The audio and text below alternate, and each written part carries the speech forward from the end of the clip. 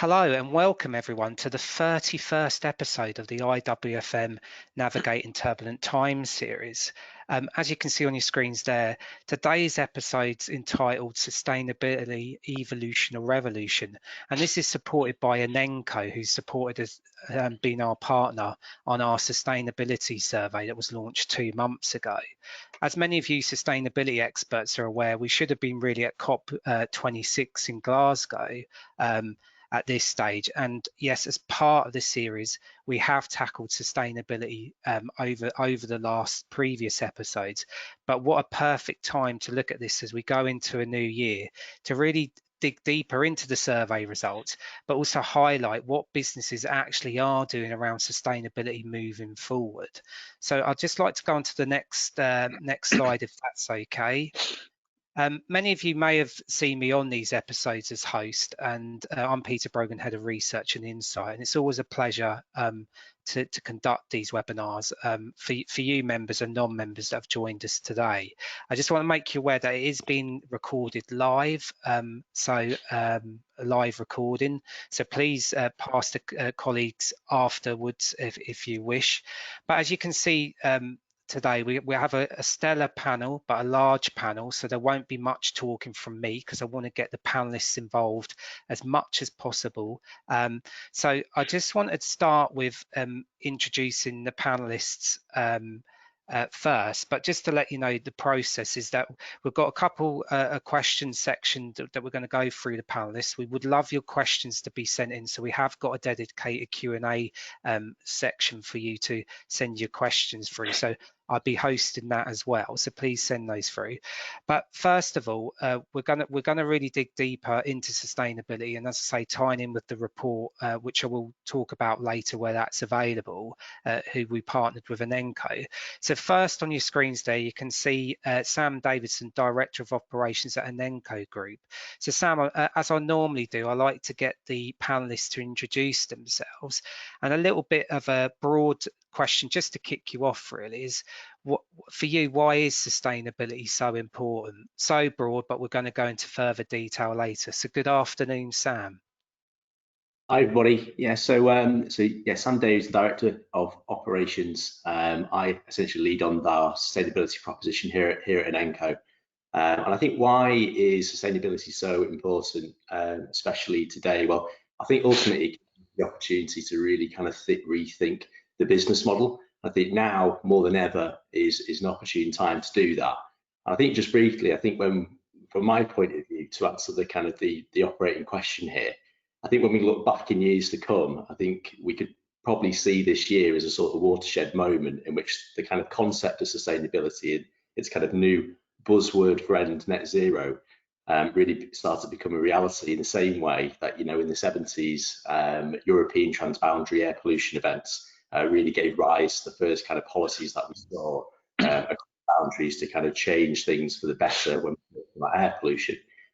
So I believe that this is really a kind of a major reset opportunity, giving decision makers, you know, the excuse to change for the better in the way in which we go about producing and delivering our goods and services. And I'm really looking forward to kind of discussing that in greater detail today. Thank you, Sam. And moving along the line, as you can see, I'm doing it in order from left to right, is Nikki. So good afternoon, Nikki. Hi there. So I'm an independent marketing consultant. I got into sustainability about 15 years ago, starting in waste. Prior to that, I've been a marketing in blue chip, professional services and central government. And I took a year out, I went traveling, and everything I saw and experienced convinced me that I needed to do something more meaningful. So I got a marketing manager job in a recycling company. And that was really my first introduction to FM as well. And the only way I can really describe it from there is I moved myself up the waste hierarchy. So I've moved more into reuse and remanufacturing and other elements of sustainability.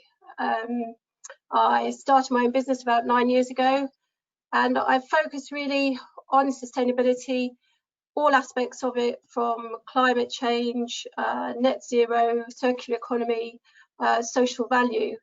and really helping companies communicate about it meaningfully. And that might be sort of about sustainable services or just the impacts it's having in general on clients.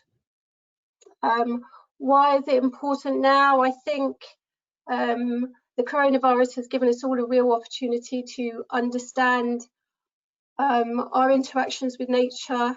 We've had positive and negative experiences. Obviously, the reason we got the coronavirus is because we've encroached on the natural environment, but also we've had positive experiences working from home during a nice hot summer, and I think that's really helped people sort of understand that we need to work better with nature.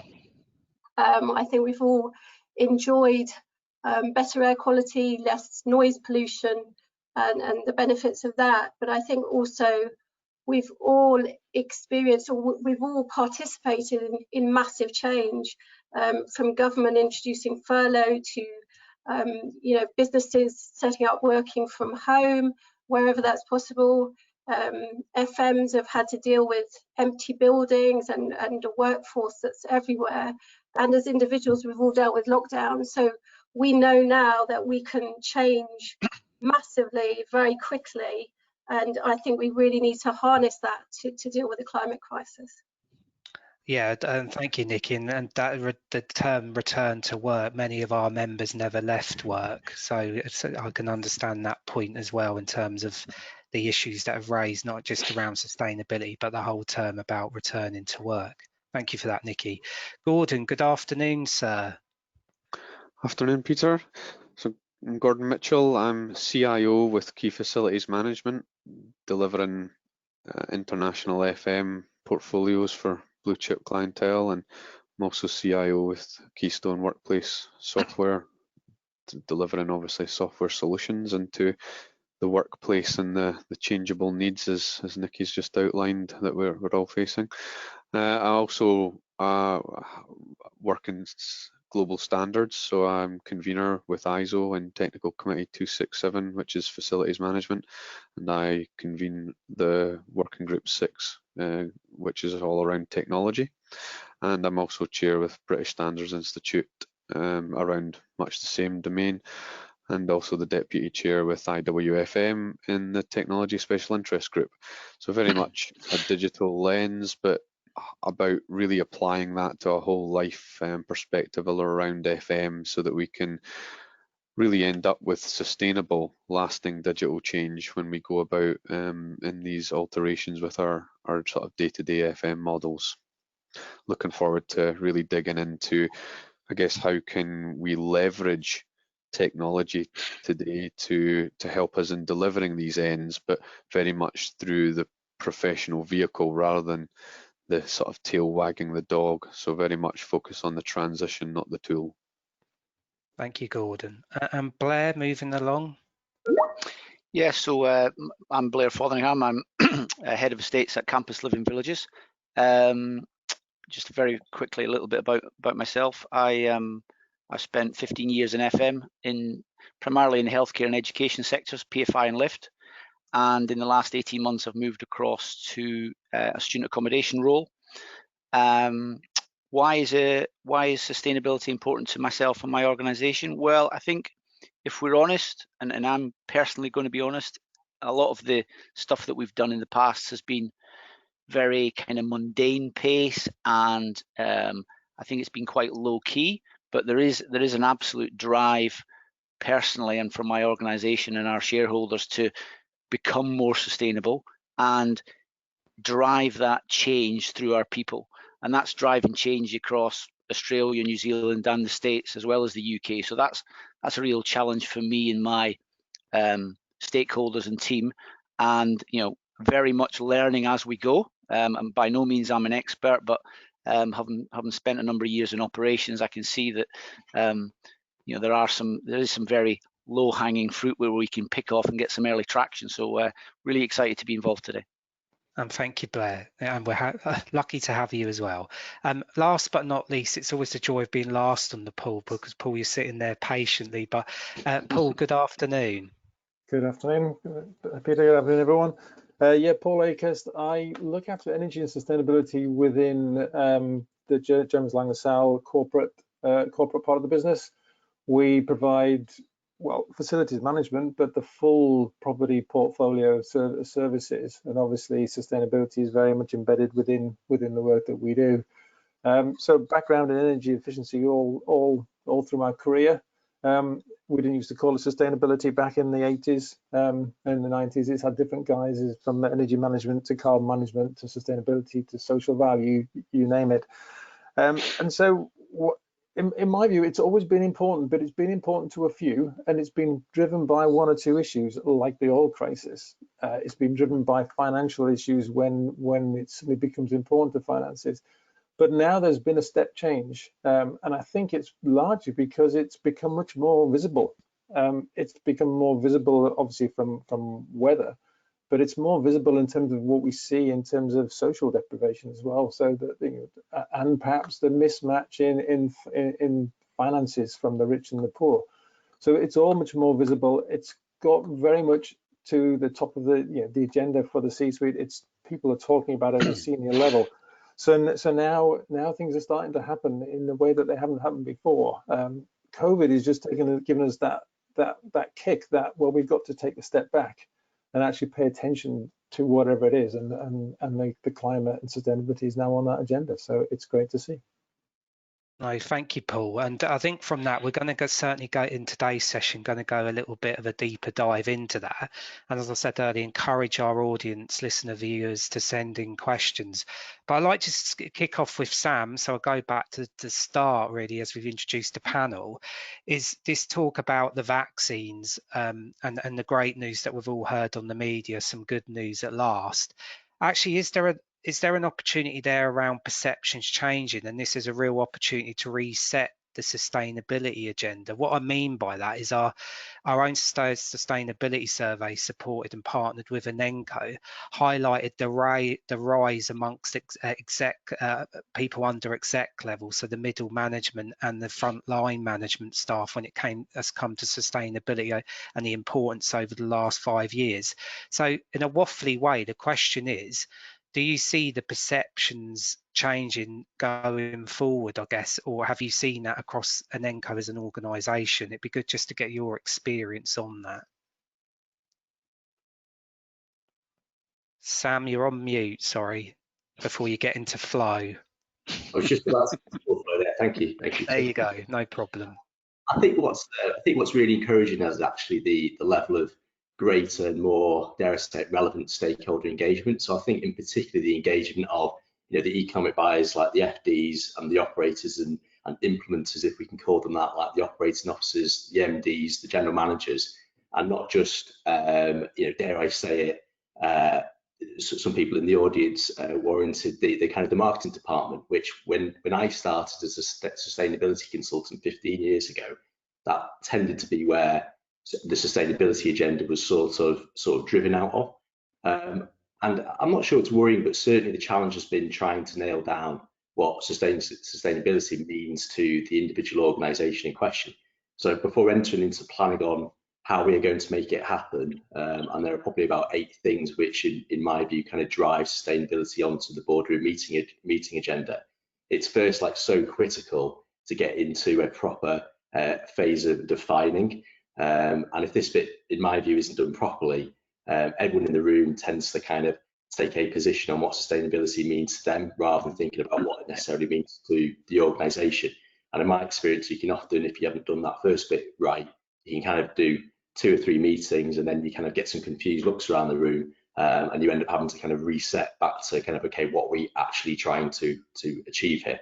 So I think once you understand what it means to your organisation, the roadmap to net zero becomes a lot easier to design and lay out. So yeah, I think in general, to summarise, the stakeholders are more relevant, they're more engaged, they're taking it far more seriously, and I think there's the support out there to kind of lay out a clear roadmap to getting your organisation sustainable for what it means to you to tackle the issues facing you. No, that's great, Sam. And Paul, I'd like to bring you in here around obviously JLL's experience there and the support exec level. Just bringing in another aspect of the questions is how do you motivate and get those behaviours around sustainability within a culture of an organisation? I'll just be intrigued to know JLL's perspective and your own perspective, of course, of how that's changed and how you currently see that possibly changing in the future. Okay, well, with JLL, it's very much top down. It starts right at the top. And JLL, we've been supportive for years. We've had our internal sustainability schemes running pretty extensive for, I don't know, maybe best 10 years. And we've been offering this to clients for a while. But at the risk of talking out of turn, our chief exec really took this to heart probably 2 years ago. The impact then is huge. The stuff that we've been doing at the ground floor, we've been doing for ages. We can say, well, I've been telling you this for ages, and actually people listen, and it trickles down, it comes down the line, and it makes a massive difference because all of a sudden there's a pull within the organization. The organization wants to make this happen, and there will still be. I mean, we see this with clients as well. A lot of people now are making those top level statements. They're setting those ambitions. It's still taking a while for that to come down to the people who procure the services, whatever they might be. There is a clear disconnect between the top and the bottom in any organization. How quickly it percolates down, I think, will be the test. In some cases, it's coming down quickly. In other cases, it's perhaps taking less time. No, thank you, Paul. Blair, you mentioned in your intro about the support of your exec. How have you found that, and has that developed over time? Because I think it just highlights within our survey that frontline management and middle management are really, from our survey results, pioneering. But I know every organisation is different, so it'd be good just to get your perspective of how that's working with your current employer. Yeah, so I suppose from a personal experience at campus, our global kind of MD and our major shareholders, we're financed by Australian pension funds. So there's been a clear directive from up above that this is our direction, and literally we have regular meetings about some directives, which I can go into very, very quickly, briefly in a minute. But the clear directive has been, if you hit a roadblock or someone puts up a barrier, you tell me, because we will break that barrier down. That's been the clear directive, and that's been right across the business, across the Australia, New Zealand, the States, and the UK. So when you've got that weight behind you, you're going to succeed. And I think that's absolutely critical, because even in the UK, and I speak personally, in the last few weeks, we've had some pockets of opposition to something that we've been trying to drive through. Something as simple as we've made a change from plastic waste bags to next week we'll go completely compostable across our entire global portfolio. Low-hanging fruit, easy to do. It makes a statement, but more importantly, it gives us traction and belief that we can make a difference in the organisation. I think that's key. That some of the things that Paul said, it has to be top down. It has to be. And Blair, you mentioned there, but Gordon, I'd like to bring you in about and bring others in on this point, because it moves into barriers, that dreaded word barrier or blocker in terms of actually doing good practice. I know FMs are at the heart of sustainability in many cases. What have you found to be the barriers when it's come to sustainability from your own perspective? Is it mainly finance that echoes our results in our survey? I mean, there's no doubt that the financial aspect. I think we all understand the concept of sustainability, and I think most people wouldn't stand in the way of what the principles of that looks like. But of course, you need to finance it and get that C-suite buy-in to actually adopt those principles and start baking it into the habit of the organization rather than a cost to it. So I think particularly with FM, the challenge is FMs. You can ask 100 people what is FM and get 100 different answers. It's a big old thing.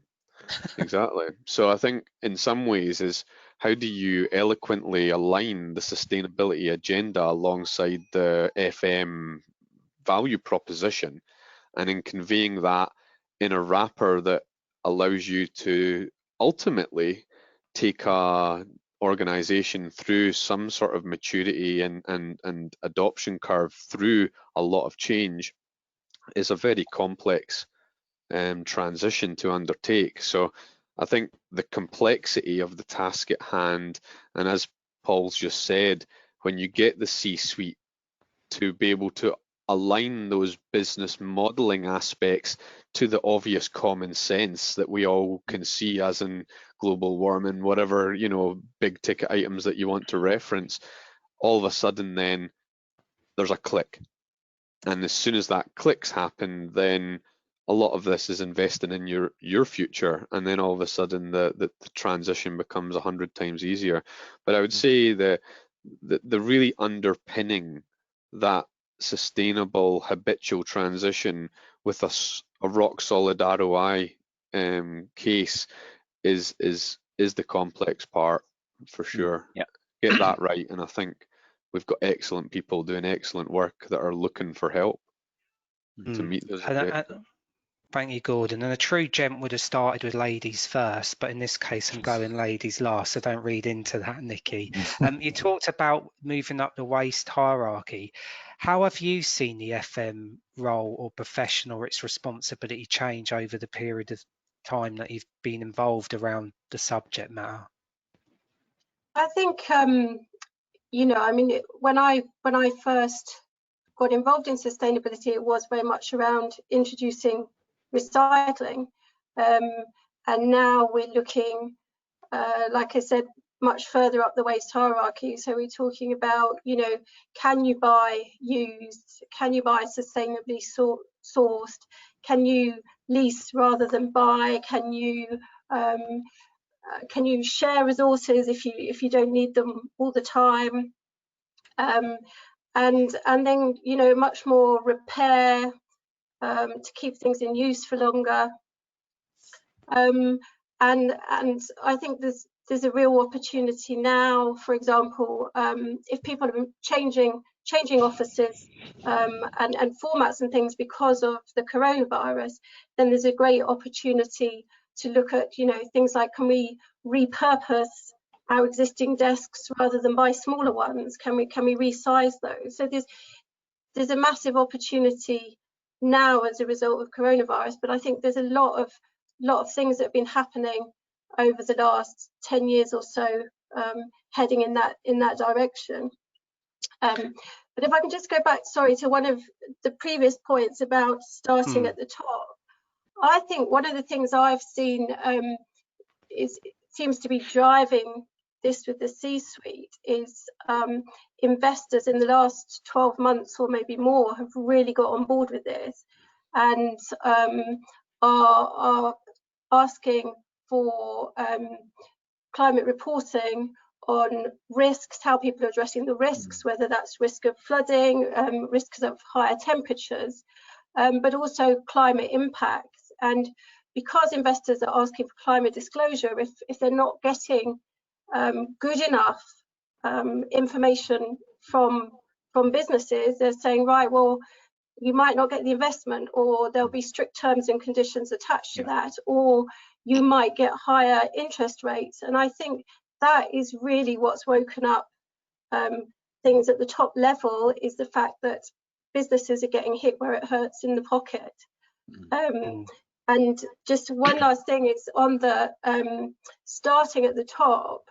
I think one of the things we learned, I think will stay with all of us when we get over this pandemic, is the need to lead by example, and how wrong that went, you know, with Dominic Cummings and other people who decided that the rules didn't apply to them. And it has to start at the top. You can't have one rule for the C-suite and one rule for everybody else. It doesn't work. There could be a long list accompanying Dominic Cummings as well, I hasten to add. So there you go. Can I just We're add to not that? having no more Because- questions on Dominic Cummings, you'd be pleased to know, folks. But if I over could the just audience. add to that very briefly, Go on, Peter, Paul. just down Yeah. at the top, a lot of emphasis on things like the Task Force for Climate Change. But when Mark Carney stood up, Bank of England governor as he was, and said the same thing, finance directors pay more attention. So again, that top level lead is really helpful in making that more real to people. And Paul, as you've got the floor, I guess talking about blockers, barriers, one of the main one was financial, but also within our survey, it talked about innovations and best practice.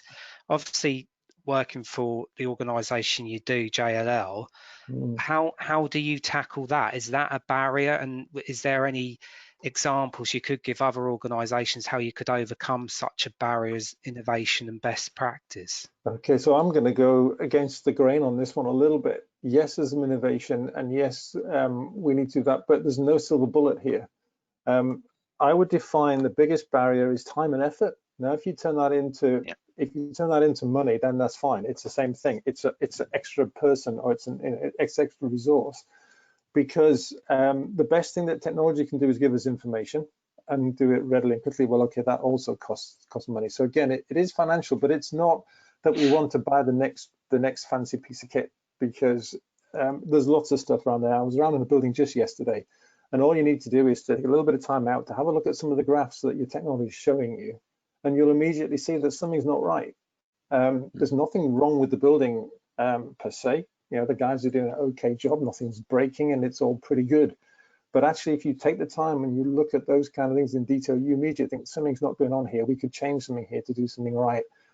So for me, that is the key single barrier. And if the innovation is required to make sure those pictures are more readily available, easier for people to get, then that's great. But you've got to give them the time to look at them as well. Well, I guess, Sam, that links to Inenco in terms of not about innovation and best practice. How do you keep ahead of your competitors, I guess, in quite a competitive market? I think ultimately accept that no two businesses are the same, and be ready to adapt, and then line up the right expertise and bring in the right partners, particularly technology partners, when appropriate. So I think that's ultimately how you stay ahead and relevant, and then ultimately have a suite of things that you can do. You can kind of take out the box and offer to the organization, but not necessarily be beholden to the fact that to get from point A to point B, you have to do X, Y, and Z, because it's never going to be the same. No two organizations are ever going to follow necessarily the same journey to get to their ultimate goal. I guess what's become potentially easier is that the target now has got to be net zero by 2050. So everything else kind of beneath that, kind of all the KPIs and the kind of objectives beneath that, needs to ultimately build up into that kind of capstone KPI of achieving that by a certain date. And Gordon, thanks, Sam. Gordon, the role of technology in really driving those sustainable practices. What's your experience on how tech's evolved? And I guess it's part of the evolution revolution debate that I guess is the title of this webinar. How much influence has the tech agenda, I call it tech agenda, very broad, but the influence of technology and enhancements in tech and its influence over sustainable practices, I would say. I think as Sam just outlined there, it's about this kind of partner methodology and bringing in the right partners at the right time. One of the big things to me is FM's value proposition is still rock solid. It's just we need some new tools to deliver on the potential that we currently are looking at. So in that way, having those, good, strong partnerships allow the specialists to come in as and where appropriate, but not warp the FM model, but enhance and augment onto it, I guess. And technology to me is allowing us insight, tools and capability that simply allow us to reach further, higher, bigger, etc. So I would hope that in good sustainable design, what we've been doing is now just turbocharged, if you like, but we should I think trying to reach targets, like Sam just said, 2050. Okay, these are big tickets that we have to drive to, but good practice should mean we're delivering that ahead of these targets. That should be how we function and operate. And I think the technology just gives us this whole awareness. It's like I always like to quote Lord Kelvin, and you can't improve what you cannot measure. Technology lets us measure. Measure so much. So that's then given our professionals the right information to make the right changes in the right time to lead to sustainable design. And in that way, I think we all prosper and we all win and ultimately deliver a far more holistic solution to ultimately our facility or our client.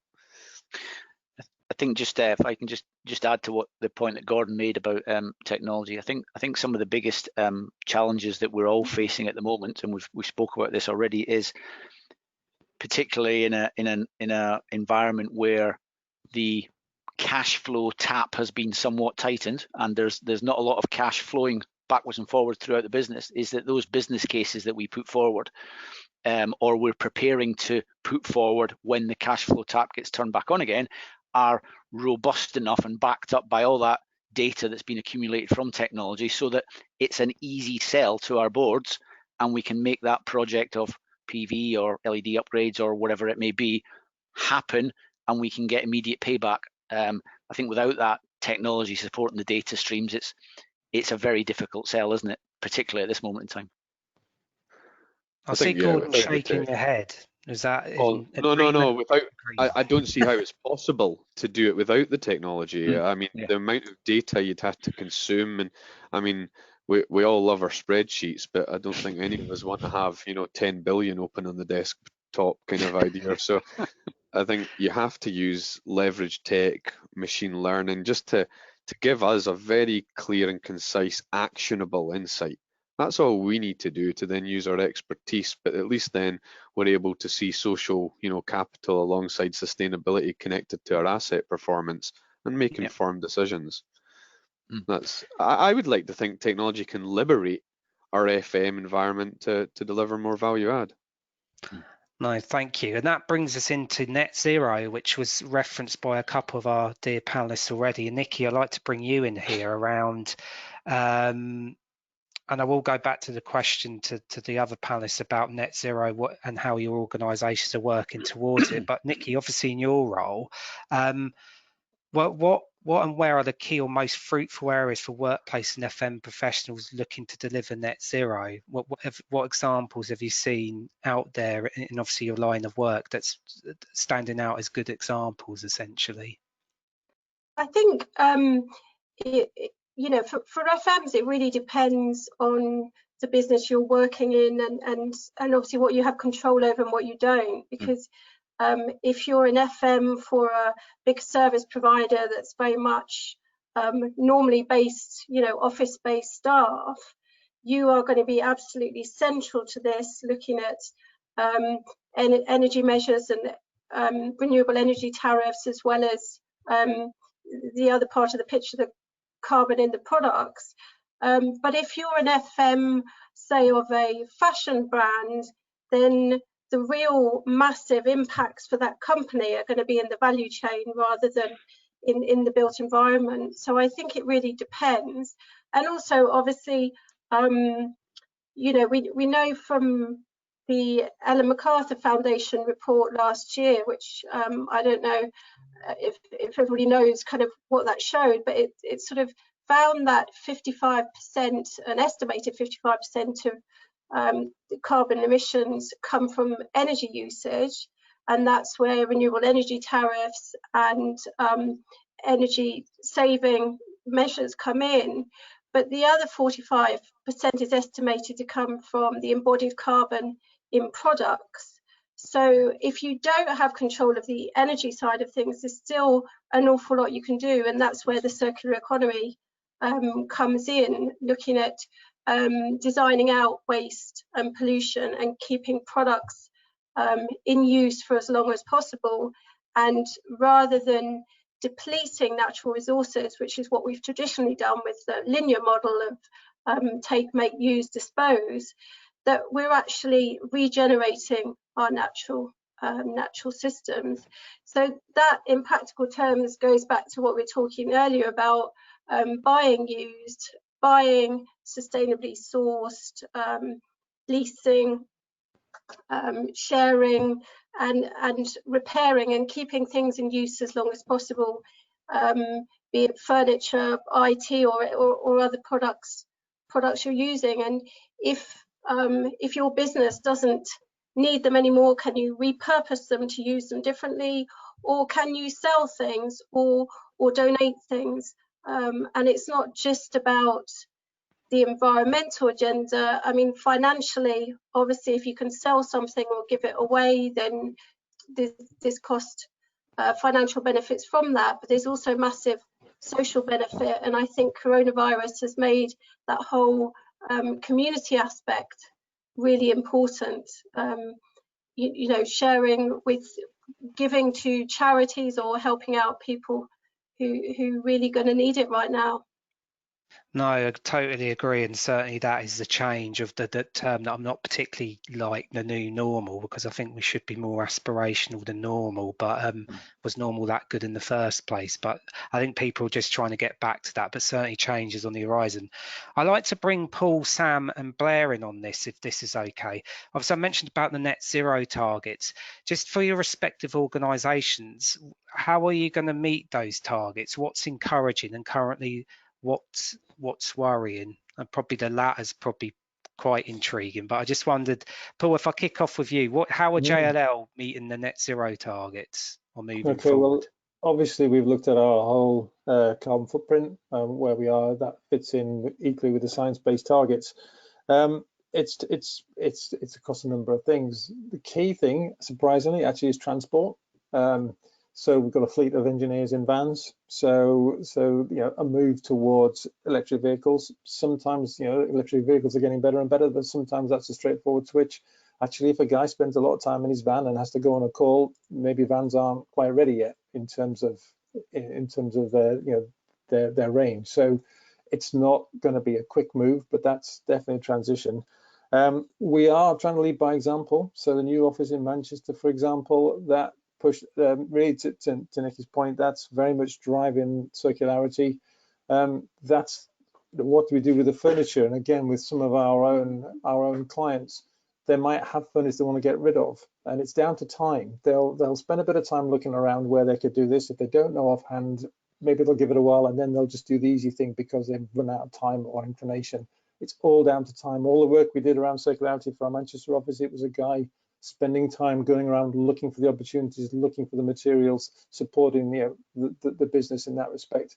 The more people do that, the easier it will become, and I think that's really absolutely crucial. So we're doing, you know, we're making sure we've got the processes for individual offices. We're not just accepting a landlord office. We're driving that hard, but we're also looking at the big picture and focusing on where we need to. Likewise, you know, places like Poland, there's an awful lot more we can do from a carbon perspective simply because of the nature of the grid than we can in the UK. So maybe we should focus on there before we worry about places like UK and France and the Nordics, where it's very high on renewable energy. Thanks, Paul. And Blair, how much of that resonates with your respective organisation in meeting the targets? I think if I'm honest, I think certainly Paul and JLL are certainly ahead of us in many respects that he's mentioned. But I think if we look at some of the basic stuff that we're doing as an organisation and where we can make a quick impact, you know, things like our procurement of waste services, I think that's a big, you know, waste production by students is huge. And what's quite interesting is when you look at the variations between UK students, US students, I don't know what they do in the States in terms of waste, but they just seem to generate so much waste. It's phenomenal. But I think analysing that is that the difficulties that we have are the UK is probably easier. It's probably easier for us in the UK because we've got higher regulations. But when you go into other countries, you know, in the States, each state has got its own regulations and its own directives and its own you know, levy system, and it's a real challenge. But I think some of the points that Paul mentioned before are the way we travel, the way we have meetings. That has completely changed since COVID, and we ask ourselves the question: do we actually have to go to site now, or can we just let the site teams deal with that? We don't want to be driving up and down the motorway every day in our cars, because it doesn't make financial sense and it doesn't make sense for the environment. So there are some key points there, but I think we're very much in the early stages of trying to meet net zero, and the plan is still very much fluid as we speak. But I think, as I said before, we've got support from the top, and we certainly run quite a lean organisation, and certainly where we need the support, we will bring those subject matter experts in to support us, because we just don't have that resource in house. No, thank you. And Sam, you can virtually kick me if possible. I'm going to be a bit cheeky here because of time, and roll another question into that, just about how Inenco are covering the net zero targets. But obviously, from your professional role, where do you think organisations need most help, and from your experience on meeting those targets? So a bit of an Inenco approach, as well as what your clients are experiencing or facing at the moment. Yeah, so kind of our sustainability strategy is not dissimilar to Paul and Blair's. So we do a lot of kind of awareness through e-learning training. That's a kind of a mandatory requirement when people start with a business. We're looking at kind of minimising waste, driving behavioural change through those e-learning training programs. We've implemented ISO 14001 environmental management system, which gives a fantastic framework to kind of drive performance in that regard. We've set some sustainability targets, which is within our policy document. We've also looked at our own procurement of energy. So obviously, we do this on behalf of customers, but we've also switched to utilising green tariffs. We've got some electric vehicles, but also, COVID has totally changed the way in which we work. As a business that's been going kind of 52 years, we were probably a bit set in our ways in, assuming that, if you work in an office, you have to work in an office, and if you don't work in an office, productivity and quality, can only be maintained through doing that. Well, we have adapted because we've been forced to adapt, had the opportunity to adapt to a homework environment which supports a level of productivity and supports delivering quality. And then, for everything else, there's sourcing of carbon offsets from good quality projects that have a social impact as well as an environmental impact. No, important, the social aspect as well as the economic. I just want to bring this into there, and it might be a bit of a dry question, so the audience can slate me on the question time, which we're nearly coming up to, I hasten to add. But the role of KPIs, the key performance indicators, and that measurement, how important are they? Are you respectively sticking to them, which is an indictment of your organisation? But we found from the survey results, that there's still the lack of the KPI performance. So I guess action's good, but measurement and performance and indicators is probably key to show where you are on the journey. I don't know who wants to come in with the point, but respectively, how important are KPIs to your organisation, particularly around not just net zero, but generally sustainable goals? Who wants to come in on that? I'm happy to join that one, just very simply because it's very easy to pick a KPI and say we've got to track carbon, we've got to track energy, we've got to track waste, whatever it is. Actually, we started KPIs that track engagement, and it's really about, if we start going out to our FMs or employees broadly, and ask for engagement, looking for ideas, looking for them to to really take an input and look at where sustainability fits their day to day. Then there's a way of tracking it, even if it's just an ideas board. But if it's an ideas thing can go up, then obviously you've got to track that something responds to is a response to that idea. So again, really tracking those and tracking that engagement, which is quite a move for us. Is it safe to say, Paul, that net zero is on your KPIs? Yeah, it's very safe to say that one. Yes, it is one of it's on mine. And but then again, from a JLL perspective, both ourselves and our clients, a lot of that is about engaging with landlords. So it's it's not just looking after our own energy, being whatever form, but it's actually working with landlords as well and trying to make traction there. So there's again a different KPI, which is around engagement, but this time with landlords down our supply chain effectively. Nikki, Gordon, in your respective worlds, how important are the KPI measurements? I know not necessarily always sustainably related, but generally, is it best practice you've seen in clients? It's just echoing from the survey results have already said that there seemed to be still a lack of measurement of KPIs around certain areas. Is that the view of your experiences? I think if I can just go first, I think the whole movement towards science-based targets is changing the way we talk about sustainability. I think that's kind of my experience, because I think when I first came into this, we got away with talking in very general terms about how an organization, works to reduce their environmental impacts. And I think marketing, we're particularly guilty of this. And I think, as Sam said earlier, a lot of the sort of CSR stuff did sit with marketing back then. But now I think science-based targets mean we don't get away with talking about things so generally. So we need to understand what the true carbon impact of things are, and obviously the financial impact and social impact. So I think it's definitely moving far more in that direction. And Gordon, from your experiences? Yeah, I mean, again, as I said earlier on, I think to measure and have good management information is always going to allow you to make better decisions, of course.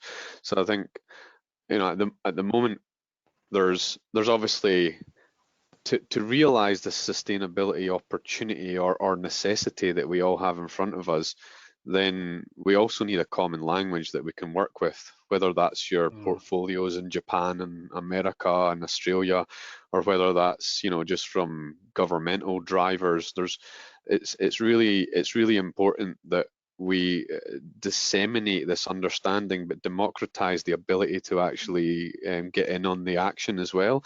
I think when you start to then look at how do we architect an environment to give us reliable, predictable, but also unified KPIs, that's really powerful if we can achieve that. And at the moment, certainly with the UN SDGs, the work going on within ISO around a whole life FM performance framework, you can start to see the smolderings of something that maybe all of us, no matter the size of organization we are, can API into that type of understanding or ecology, and then be able to measure what we're doing and how successful we're delivering. And as Paul said earlier on, what the roadmap and the best value return looks like in Poland or the UK could determine a slightly different regional strategy.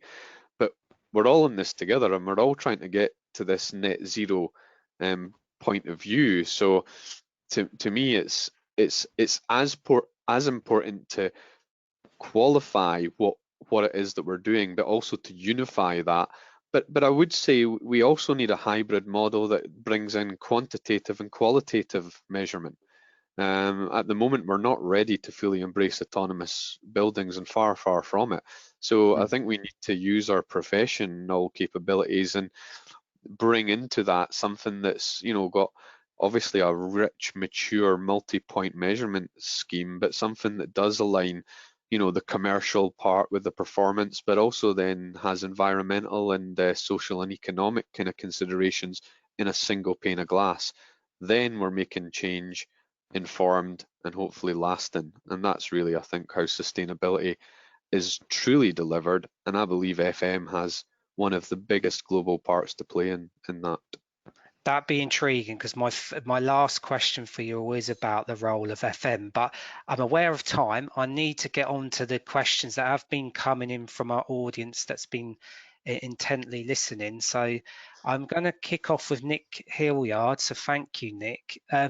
With most of the FM industry at the coalface, how do we refocus attention on indirect sustainability impacts, which are less obvious and more difficult to quantify? So Gordon, I think you sort of answered part of that, but Blair, I'd like to bring you on that qualitative piece, that those elements, those things you hear, those bits that can't necessarily be translated into numbers. How can that actually be quantified, echoing Gordon's point of bringing all that evidence into the mix? Sorry, Peter, I had my mobile was going there and I missed part of that. I do apologise. No, sorry. The question came from Nick Hilliard. With most of the FM industry at the coalface, how do we refocus attention on indirect sustainability impacts, which are less obvious and more difficult to quantify? Wow, that's a good question, isn't it? Whilst you're mulling over that, Blair, is there anyone that wants to come in? Does that echo on your points, Gordon, to a degree? Yeah, without a shadow of a doubt. I mean, I think one of the strong answers to that is it's a journey. You know, it's don't expect a big bang that materializes the whole thing in one go. You have to work, I think, hand in hand as this all unfolds with the organization needs. Again, sustainability is something we need to aim for, but it should be built into a bigger program of change. So I think at that coalface, and I'm going to do a little plug here, but as it's on the screen just now, there's special interest groups running inside IWFM and a lot of good research going in to allow you to pick the focal area that maybe does drive your specific business and their needs.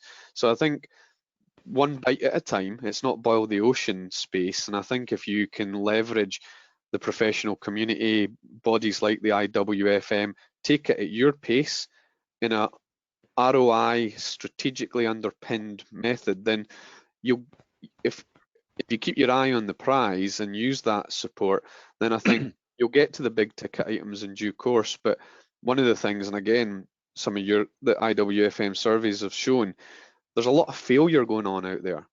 So make it achievable in a right kind of pace for your business and leverage the support of those around you that are already pioneering a lot of the understanding, then that hopefully can bring you very quantified projects that C-suite can not only sign off on, but be very impressed at the results delivered. Thank you, Gordon. And Paul, Sam, I'd like to bring you on this question. It's came in from Craig Bentley, so thank you, Craig. Part of today's discussion, I know the hour's nearly up, and we could probably go on for another hour, but we're not, audience. The question from Craig was, by focusing so much on net zero, are we at risk of missing the benefit of incremental improvement and carbon reduction? He follows up with, are we racing to commit to these targets without the detail of getting from A to B? So who wants to come in on that? I agree entirely. I agree entirely with that one. There's a lot of noise on net zero at the moment. A lot of, how do we do it? Like, it's different. It's not different. When you say noise, Paul, can you elaborate? Is that from government, particularly with some of the legislation that's the main driver on this? So, absolutely. So it's sort of starting with government, and then it's all around, relatively senior people. We must have a net zero trajectory. And I think it's important to actually do, it's important to take a stop and look at where you are, look at the differences. Where is the carbon? That, so a lot of people will have that, and so it's important to use that to understand and steer where your priorities should be. At some point, of course, the law of physics gets in the way, and at some point, you can go so far down the line. I think what net zero is doing, it is people are saying, well, okay, we do got to check what we've got first.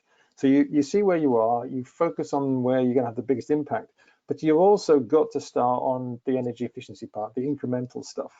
And some of the benchmarks gone in there, they're pretty tough. Can you really get an existing building down to some of these benchmarks? And I know there's been debate about whether that actually puts people off or whether it doesn't. But if you give people something to drive to, and then you start saying, well, what could we do? Actually, it's driving that incremental stuff in the first stage. So we're sort of getting that now. How far can we go if we do things differently? And it's perhaps, okay, if this is now important, however the finance people are looking at it, this is important, is actually, hopefully, we're seeing it a little bit, starting to bring in those resources to spend a bit more time doing this and doing things you wouldn't otherwise do. It might be that we've released our extended our payback period for something. It's got to be, it can be 4 years instead of 2. But it's more about saying, well, this isn't quite right, and I can take the time and effort to do something about this. But that one project won't deliver a big bang for your buck. It'll be incremental. But that's the stuff now that we're getting more traction, if you like. People saying, well, okay, well, let's spend the time and effort doing that, however small it might be. So it's a bit of a mixed blessing at the moment. It's definitely driving some good behaviors, and that overall actually is an important thing. But let's be real about this. We could just go and buy lots of renewable energy. Job done. Well, is that what we want to do? So it's an interesting mix, I think. Yeah, we've had no questions as yet about renewable energy, but Sam, as promised, I did want to go to you on this question about the net zero. Is it a deflection? Is there too much focus echoing Paul's point? Well, I think I totally agree with Paul. This is just the relaunch of a concept that's been around for at least 20, if not 30 years. So it was called energy efficiency, then it became sustainability, and now it's net zero. But the ultimate goal hasn't changed. This is just a bit of a rebranding. So I think kind of let's put the buzzwords to one side and let's get organisations understanding actually what's driving sustainability onto the agenda. And then once we define that, then we can start on a roadmap towards achieving a set of goals that, yes, might add up to net zero, but ultimately there is a journey along that path, and it's carbon's part of it, but there's social value, there's lots of other stuff that is part of that as well. I was intrigued, Sam, on your point though, just there about, you mentioned it earlier in the episode around the Marketeers influence. Do you think some of that comes out on elements of this question about the Marketeer element on sustainability? At some point you have to kind of sell a concept, don't you? And it starts with an idea, and then once it gets to the people who go, well, okay, how are we going to pay for this, and how are we actually going to do it? Then it comes to the kind of the economic buyers and the operators. So when I remember the first sustainability projects that I worked on, and with those companies, I won't name them, but with those companies, I was dealing with their marketing and PR departments. That's totally changed now. They're part of the conversation, but they are just part of the conversation. You are dealing with the economic buyers. How are we going to pay for it? How are we going to afford it? What financing is there? You're dealing with their compliance teams. Where does this sit within the regulatory landscape? What does this, what boxes do we need to tick? And then it's the operators. Well, actually, how are we going to implement this? And actually, where, to Paul's point, should we be focusing?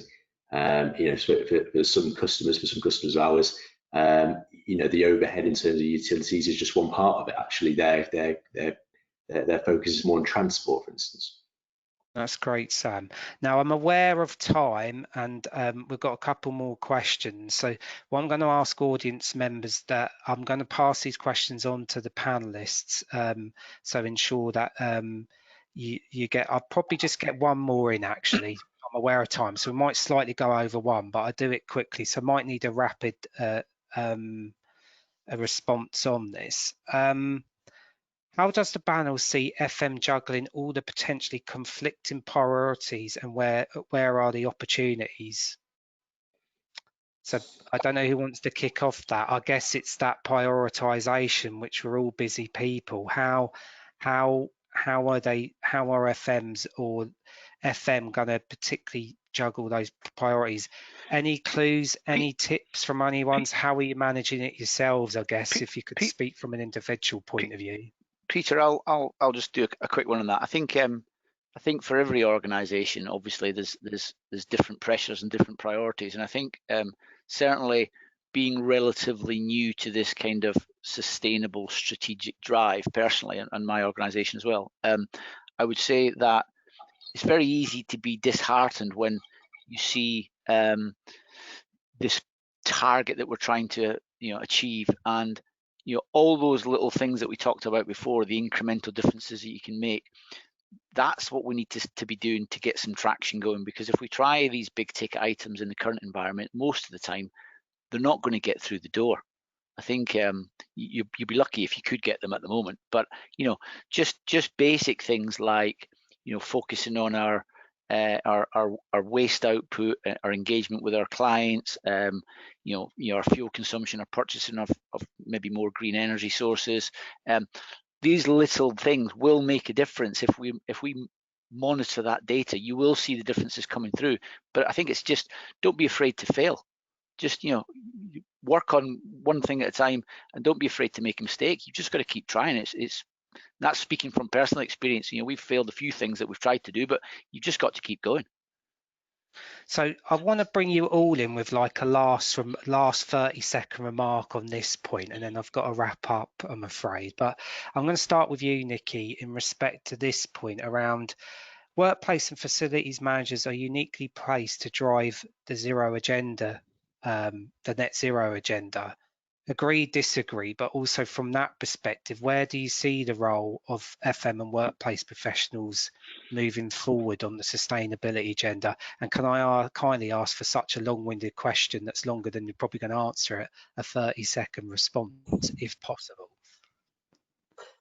So quick fire round, folks. Like I said earlier, there's, you know, it really so much depends on the organisation and what you've got control over. But it goes back to the last point that it's not just about biggest impacts, it's about quick wins. And there are some quick wins that are very visible, which can then drive further change in organisations. And I just wanted to touch on one thing is, I read a survey the other day, and I've no idea where I saw it, but it said 2 in 3 people had never heard of the term net zero. So I think everybody who is involved in this and can talk fluently about sustainability has a really, really important role. And it's polite in the politest sense. Yeah, they probably haven't. Again, we've got sustainability experts here, the common view, and that's one aspect, as Gordon's kindly articulated, that the Institute's there to educate, and that everyone's on a different spectrum of that education path as well. Gordon, same question to you, the role of FM and workplace professionals and how you see their level of importance moving forward. A very strong yes, we have a big part to play in that. I think if I want to think of almost the value that FM can bring, it's almost in this very experience management that we can afford. And if you look at all the stakeholders that we can deliver experience to, and then take, you know, the broadest term of the organization or even the planet, then we're what we are, which I think our absolute strength is a horizontal discipline. We connect up everyone. We almost touch every part that's needed to deliver on the big ticket sustainability. So I think yes, strong, but I think we don't need to become blockchain experts, IoT, AI. We need to be experts at connecting it all up into a single pane of glass. The art of the possible, which is a recent guidance. No, God, that was great. And just aware I haven't got a bell, so I'm not really timekeeping, but I'm aware of time. Paul, over to you. Same question to you, and obviously from your own view as well as the JLL perspective, I guess. I can be very clear with this. The FM's workplace people, they see it all. They're there. I would just say attention to detail, make it work. You know, the waste is in 3 bins. Make sure people put them into the 3 bins. They have ideas. People have ideas. Raise those ideas. Keep raising those ideas, because actually you're far more likely to get traction now than maybe you were 6 months ago, 18 months ago. But little things, attention to detail. How many times have we got consecutive offices? And I'm saying this because we were at a site yesterday where one office is belching out that, you know, is heating, the one next door is cooling. Because something just isn't quite right, and someone's fiddled with the thermostat. It's attention to detail. It's little things like that. The systems are there. If they work to the absolute best of their ability, then would make a big difference just by doing that. Thank you. And Blair, can I come to you on your view on this? I think Gordon mentioned, he used a different word, but Gordon mentioned the word connected. FM as the connection. I think we need to see ourselves as the conduit for all the organizations, and where we can have 2-way comms to everyone in the organization. Every department goes down, but it also comes back up. And then when we capture one of those light bulb moments or ideas, we can act as the speaker almost and pump that message out across the organization and make it happen. Thank you, Blair. And last but not least, Sam, we started you on the panel, so I'm going to finish with you. The viewpoint on the role of workplace and FM? So same question to your dear self. Well, I think from the consultant's point of view, I think ultimately it's, very, very briefly, define what the concept, what it means to you, outline the factors needing consideration. Energy usage is just one example, but it's one of many. Design a scheduled plan, understand the current activity and the current projects underway, prioritize this based on a set of core principles which you stick to, and ensure the KPIs are verifiable, the data led, and the reported on. Governance is really, really key. And the final two things are, implement in the right way by securing the right expertise and partners, and then continuously review and strive for that kind of continuous improvement methodology. Thank you, Sam. At this point, I'm afraid to say I have to call time on proceedings. I've got a couple of wrap-up slides, but I want to say a massive thank you to Nikki. Yes, I've started with you this time, Nikki. Nikki, Blair, Gordon, Paul and Sam for being our panelists today on a very, very broad subject. We've probably only touched a surface of the brief that you were given, and I appreciate your time, but I tried to wrap some of the questions into one. We talked around the technology debate, which could be a whole episode in its own right, which we've got episodes but link it to sustainability. But I just want to say a massive thank you for your time today and your input on today's webinar. So thank you again. So as promised, it's just a couple more slides. At the heart of this, I've referenced it a couple of times. Obviously, Sam from Inenco, and Inenco, a great organisation that's helped partner our 2020 sustainability survey. That is available on our website and goes into a lot more detail on some of the reference points that we raised today to really get the discussion going. So would encourage members, non-members to have a look at that. It's a great report and a long-standing report, I hasten to add. That's the 13th year of our sustainability survey, so please have a look out for that. And where is it housed? Well, it's housed on the Insight Hub on the IWFM website, where you'll find research reports, good practice guides, guidance notes, content hubs, centered around some of other subjects we've raised today around technology as well. So we got a number of research, good practice guides, guidance notes, not only around sustainability, but also other subject matter. Yes, we have a COVID-19 page and a return to work page that's updating on latest industry evidence and advice around the subject, so that gets updated regularly, and in light of everything happening, you can imagine it does get updated quite often, so please look out for that. And last but not least, again, I just want to say thank you to the panelists, but thank you to the audience today that's joined this live webinar. As promised at the start of this episode, the recording will be made available on our website, is accessible to members, non-members. And I want to just say on a sad note that this is the last episode of the year. So as part of Navigating Turbulent Times, this is the 31st episode. All the previous episodes are on that link there on our website if you want to look back. They're free recordings on a number of subject areas, as we've mentioned today, sustainability and technology. There's previous episodes where we've tackled those big agenda items, and there will certainly be big agenda items for 21. We don't stop the debate here. We're going to continue that going forward into 21. So last but not least, hopefully you all have a lovely Christmas and New Year, and take care everyone. So thank you again. Thank you guys. Thanks.